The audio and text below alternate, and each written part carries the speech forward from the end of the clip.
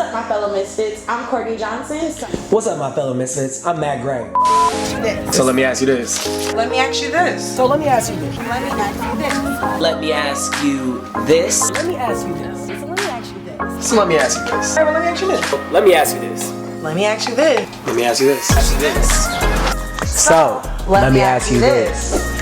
All right, August 31st is going down. Summer Knockout. That is this August 31st. We are going down in, I can't tell the address. What? So we not filming our YouTube series right now? I mean, we got a camera in front of us. I got to do both. So you gonna just ghetto our shit up and Whoa, just promote whoa. your- My events are not ghetto. They might be a little ratchet sometimes, but they're Why do you good feel fun. the need to promote your whole party for our YouTube series? I mean, because that's something I'm passionate about. You don't think I can't? I have to promote my passion to become successful in life. Oh, so let me ask you this then. Okay. You speak about this whole idea about this is your passion. So do you feel like your parties and all that, that's something that you're trying to make like your whole success? I mean, I think we live in a day and age where everyone has a 9 to 5, but everyone has that thing they have on the back burner. I work in schools from 7:30 to 4 o'clock. I'm not crazy about being a teacher. Like, I don't love it. I'm not like, oh my God, I can't wait to go teach someone's kids. I'm not like super like everyday thumbs up. But I feel like when it comes down to events, it comes down to this YouTube, this is something I'm very passionate about. So I'm trying to turn my events into something that I can call successes. So I'm trying to make that my switch it, like where I can just do, school as a kind of back burner and my events as my baby, as my oh, this is bringing me in so much success, so much money, so much everything that I wanted. I think it's important that we even just introduce this, and I think this episode is really gonna focus about how are we turning our passions into successes? And I think you mentioned that earlier, like we live in a new society where it's kind of like as millennials, we don't want to work for 30 years doing the same exact thing. None of us are getting retirement plans, but that's cool. There ain't no more retirement money out there. And I feel like so many people are now being so bold and so fearless with this whole idea of turning their passion into success. We see so many up and coming clothing brands. We see people out here going after their photography dreams. We're seeing people going after their model dreams. And I think it's so dope that so many people are like, no, this is what I'm passionate about, and I'm gonna turn that into success. So then let me ask you this. What are you passionate about? Dancing mostly, and then cooking also. I'm passionate about modeling. I'm passionate about writing. I'm passionate about communicating a message to the world. What are you passionate about, Court? If I had to ask you outside of this great YouTube channel that we have, what would you consider your passions? I genuinely feel like I am so passionate about public speaking. So if you can make money just from public speaking, not working, would you do it? Yes. Without a doubt. I really feel like I'm so connected into public speaking, and it's so empowering for me because I know so many people are afraid of it. You are good at talking. I can definitely say that. I love talking, Hey, follow me this again. But I feel like I'm so good at public speaking. It's something that's so near and dear to my heart, and I get this adrenaline rush when I'm public speaking. And in a perfect world, I would love to be like, a spokeswoman for like a large corporation where I am representing that company in a way that they feel confident that I'm gonna be able to get that message out, whatever the case may be. I agree, and that's how I feel about events. If someone contacts me and say, hey, I need this event done, and though I get super stressed event day, like anybody that knows me knows, like I hate being there at my own party, especially before it gets cracking, but I love doing it. Every day I come back and I'm like, I can do this again. Let's run it back tomorrow. Because I love all the details that go into throwing an event. From figuring out the timeline to figuring out what should be going where, what should go there, the decorations, all that idea, what aspect that is going to make this event better than the next one. Those are all the pieces that I love and I'm passionate about. And ideally, I would love for this to be like something I can say that I'm successful at, that this is what I can say I'm known for, that at the end of the day. So let me ask you this. What do you feel like is stopping us? Like for the viewers out here who are in that kind of gray area space, who are just kind of like, hey, I want to do this, but I'm scared. What do you feel like is really stopping us from really going after that passion that could eventually turn into a success? My own mind, my own doubt, my own unbelief, my own comparing myself to other people and doubting my intuition. Listening to my ego versus listening to my spirit and my soul. People choke up. They start thinking, oh no, it can't happen, or basically the environment they were raised in, and sometimes you have to shift to the environments that you live in order to grow in the field that you want to. For example, I had my friend and she's coming from out of state, and then she comes to the state, and it's totally different. Seeing who's really loyal or knowing who's like there for you and not for your success or not to ride your wave. Because from what I experienced, like out here, it's about networking, but also everyone's about status quo. So it's like, what can I do to come up off of you? I think that we're scared of failure, like ultimately, and also we live difficult lives where we can't, it's hard to juggle both. Yeah. So it's those two aspects, that idea of failure, you know, that idea that, hey, we're scared that this is all gonna go to shit. It's all gonna go to ruin. That, you know, hey, like we're scared to push ourselves to that next level. And then at the same time, we also have to juggle a 9 to 5. We live like, I live in Los Angeles. I can't just like make money right now just doing events. As much as I would love to, I'm just not there yet. Right. You know, so I have to work in the schools. I have to teach. I have to wake up every morning, make sure I'm grading my papers, make sure everything is going down, because if not, I'm not gonna be able to live. I won't have an income. I won't have anything that's bringing me to the table. So it's that idea of that failure and that idea of trying to stay alive is what's keeping some people from chasing their passions. I think another fear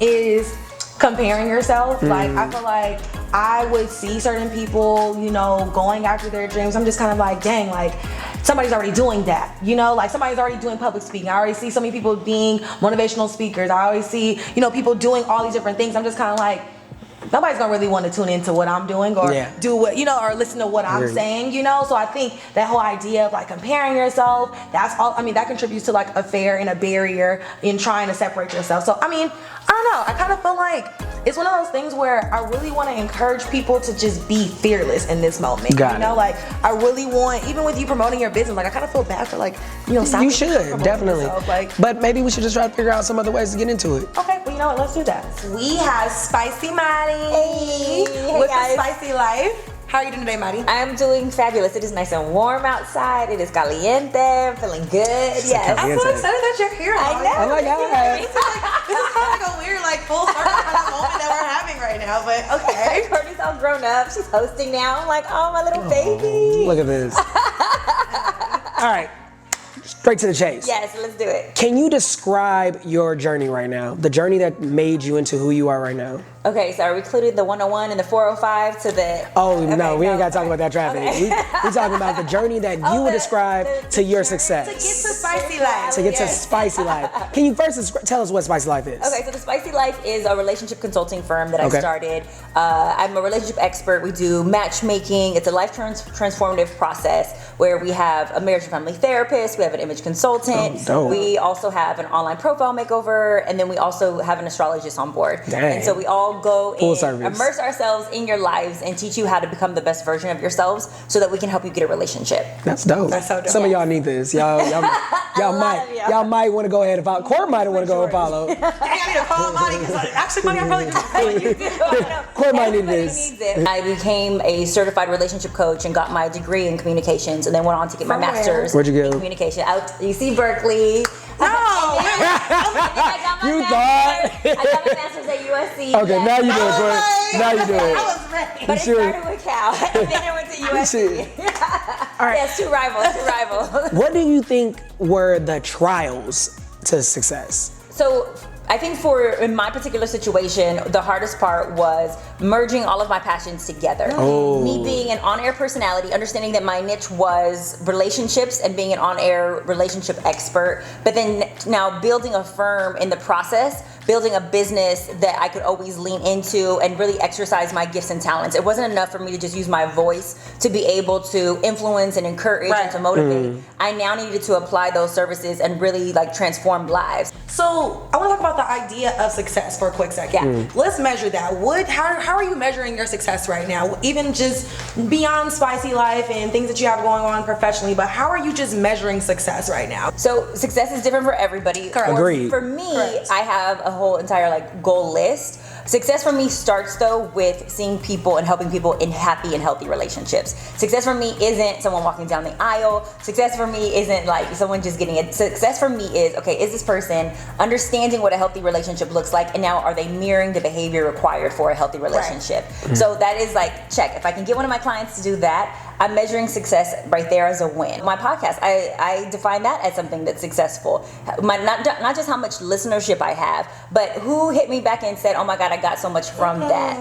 Like I'm gonna leave that guy tomorrow. Yes, now I know what to do to make my wife happier. Like those are the highs for me, as opposed to okay, I'm getting this check or that check. Because if I don't achieve those checks, does that mean that I'm not successful? No, it's more about how I'm affecting people's lives through using my purpose and my gifts. So I define it through who I'm helping, not what am I getting. What would you say the biggest challenge you're facing right now, like in general, like during your journey, or even now? What are you facing? Like, what's causing you like some stress? Okay, so I think when you realize what your purpose is and you start walking into that, and you start to see the growth, and you start to see everything that you've been manifesting finally come to fruition. When you're so close to that finish line, because right now I'm trying to take this spicy life to the next level on a major projection, and like on a major broadcast, on a major scale, and allow people to even have more access to the company and the services that we offer. So waiting, it's more than that waiting period. I've done all the preliminary work. I've done everything that I can, from freaking prayer to waking up at 5 a.m. and actually like putting in the work and the time. And everybody says, after 10 years, that's when you really see everything pop. And I'm starting to see that, but now I'm like, okay, when does that phone call come in? Because you're waiting. You were supposed to hear. So would you say the biggest thing to some people that why they aren't considered successful is because they're impatient? Would you say that being patient is a big key to having success or in like following your passions? Yeah, I think that's great. I think patience is amazing. I'm an impatient person that God has pushed me into the patient realm. But I think that we have this perception of gratification being instant. And it's not about instant gratification. It is all about delayed. Why did we not have 1,000 likes yet? Delayed gratification is really what we have to understand, that it's not going to happen overnight. Yes. And so the difference between you and the other person is not even about everybody says like, oh my gosh, the more talents, like it's going to show, and it's about who you know. No, it's about you outrunning the race. Like, yes, those things are important. Talent is important. Who you know is important. Opportunity is important. But it's really about you running the race and not giving up. I think even still, just as a millennial, we literally talk about dating and all that right now, and it's such a need for relationship guidance right now. I'm struggling so hard in a lot of my relationships, and I'm just kind of like struggling. Wow. Okay. Sorry. But let's segue for a quick second. It's real. It's struggle. Let's segue. So for all of our viewers who are in that area of like, oh my God, I want to turn what I'm passionate about into a success. Yeah. What do you say to them? What is the advice that you would be able to tell them? I don't even want to hear no inspirational stuff, Maggie. I want to hear some real hard. Like if you had let me know what's if I watched this show and I was like, I'm struggling right now, like I want to be popping, I want to be spicy. Like what does it take? Like what am I needing to do to turn my passion into my success? Okay, so in order to turn your passion into your success, and this is something that I wish I would have told my younger self years ago. What you need to do is very goal oriented. I know you don't want to discuss goals, but you need to write that mess down. Like the first step is figuring out what you want. Well, if you don't know what you want, okay, we start with what are your talents? What am I talented at? What am I better in this room than anybody else? Write that mess down. My notebook. Then we're gonna taking those down. Then we're going to go into, because we just did talents, then we're going to go into what are your gifts, right? Your gifts are different than your talents. Your gifts are what God gave you to bless other people. Your talents are just what you're good at. So if you can sing. But when you affect other people, that's what your gift is. When you move other people, when you help them, that's what your gifts, that's what God gave you. So we write that down. Then we go into what's my skill set. Like what are just some things that I have practiced? What did I learn in the workforce? What did I learn on that job that I really, really hated, but I became really good at telling people what to do, or I became really good at like moving these, boxes, or, taking these orders, like whatever that thing is, write those skills down. Then you look at that and then you think of, okay, what's gonna make me happy and what would I do with all these skill sets if I didn't get paid, right? But at the end of the day, we know that we gotta get paid. So you think about, okay, write all the things down that you can do with these skill sets. So you're kind of drawing like a mind map out. Who do I know that can help me with whatever this profession is that I'm starting to map out? So then you have to connect the dots and make little bubbles, right? You're gonna make these little bubbles of, okay, so I know Courtney, she can help me with this. I know John, I know Peter, I know, Tom. Like you start writing out like this whole list of who can help you with these things. Right. And then you start calling them up, like, hey, I have this idea, I have this pitch, but you need to work on that. Like, you need to perfect your craft before you start pitching this. Right. Like, Yes. you need to make sure you have a deck. I'm trying to get a team going and you ain't got no Write idea. this down and really think, like, would I do this? What is it going to cost me to do this? Like, you actually have to put in this work. What is it going to cost me to do this, and how much time is it going to take me? Do I need to go back to school? Do I need to get certifications? Do I need training? Like, you really have to draw this mind map out. And I'm even doing that now in my profession. Like, now that I started my business, I did it, but I wish I would have done my mind map earlier, because now I'm going back to my mind map and I'm like, okay, what's the next level? Like, how do I take my business to the next level? So as we conclude, you know, Unfortunately. I know, I'm like, I want to know Yeah, more. like Yes. there's so much more. We're gonna have to have a part 2. Like Yes. definitely. Oh, honestly, hey, part 2. So Madi, before we conclude, we want to ask you a question. Okay. We have a game, and it's called Would I Rather. And the question that we have for you is: would you rather be famous when you are alive and forgotten when you die, or unknown when you are alive but famous after you die? Would you like me to read it again? Whatever. Yeah, reading it. I'd rather be famous when I'm alive. Would you rather And then be forgotten famous when you dead? when you are alive and forgotten when you die? Yes. Or unknown when you are alive but famous after you die? Famous when I'm alive, forgotten when I'm dead. I could care less who remembers me when I'm dead. What? No. You gotta legacy. I You want gotta all let- the benefits. I don't you need want to- everything. You want this I want now. all the benefits. I can still make money while I'm alive. I can still do all the benefits. Famous while I'm But alive. it's true. My kids will still inherit something. People just won't know my name. As opposed to nobody knows me while I'm alive. My life is just regular schmegular. I'm agree with And her. then I'm famous afterwards. No. Courtney want to be remembered when she gone. Yeah. For what? But I feel like I want to add a little stipulation on it. But what happens if everything is you're not famous anymore, meaning your kids ain't reaping You can't. The money is there. Nah. No, you train I'm your adding the kids stipulation. up. Part of the message of today, train your children up so that way that they can have these healthy relationships, they Right. can have these That's real. successful lives. Most people don't They don't know need you. that, like, people think that spicy is like this caliente, hot little tamale, and it really stands for, which I learned and I developed in my master's program at USC, go Trojans. Spicy stands for self, passion, intimacy, communication, and learning to say yes. So SPICY are the 5 things that you need, whether it's career-based healthy relationships, whether it's relationship, romantic-based relationships. Like, I have those 5 elements that will be my legacy that I leave behind. Spicy. dope. My kids will remember that, and so even if the world doesn't, my children will know, and they will pass that message on. And then So they let me bring be it on. famous while I'm alive. Yeah, I'm here for that. All right. Well, thank you so much, Monty, for Thank you, coming thank you, in thank you. and laying all of these amazing keys. Gems. If y'all didn't collect these, that's y'all fault. So appreciated, because like You got again, it. coming even from a perspective like you are a millennial, you are somebody who Yes. wants to change and help. Like you're not Yes, like no that's old person that's like Just telling us what to do. Back in my day. No, you are us, like you know, and I'm so grateful that there's even somebody like you trying Absolutely. to lead this forefront in changing, and not just the general inspirational change, but you are like starting at the core of the relationship, Yes. core of the person, And then build out. that's And then build out. Yes. so important. So again, thank you so much on the behalf of Let Me Yes, Ask You This absolutely. and Matt and I. We so appreciate you. Please shout yourself out. How can we follow you? How can we keep in touch? Okay, you guys can go to thespicylife.com, or you can play with my Twitter or stroke my Instagram at SpicyMari. SPICYMARI. Follow us on the Spicy Said Life. stroke my Instagram, huh? All right. Also, you guys, make sure you guys follow us at Let Me Ask You, the letter U, this, on Instagram and Twitter. And make sure you please subscribe to our videos so you can get this dope content. Please, and also too, talk to us. Let us know. Comment. Do you agree with what Madi is saying? You can also disagree with that. Madi don't know everything. I kind of do. But if you do, talk to us. Let us know. Comment. Engage with us. And again, thank you guys so much for tuning in.